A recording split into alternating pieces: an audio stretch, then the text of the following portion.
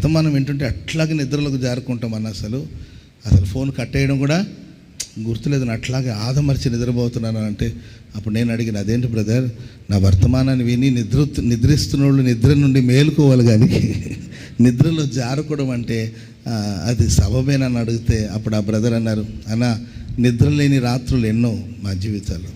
ఎందుకంటే కలవరాలు, రేపు లేస్తే ఏం జరుగుతుందో, రేపు ఎవరికి ఏం సమాధానం చెప్పాలని ఎన్నో ఆలోచనలు అన్నయ్య. నిద్ర పట్టదు, కానీ వర్తమానాలు వింటుంటే మా గుండెలో ఒక విశ్వాసం, ప్రశాంతంగా పడుకోరా, రేపు దేవుడు చూసుకుంటాడని ఒక నిరీక్షణను కలిగిస్తుంది దేవుని మాటలు. హల్లెలూయా.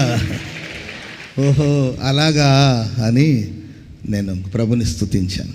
మంచిదే కదా, నిద్ర పట్లకి అల్లాడిపోతున్న వాళ్ళకి నిరీక్షణను కలిగించి వాళ్ళు ప్రశాంతంగా పడుకొని రేపు ఉదయాన్నే లేస్తాననే నమ్మకం కలుగుతుందంటే మరి దేవుని మాట వాళ్ళ జీవితంలో కార్యాలు చేసినట్టే.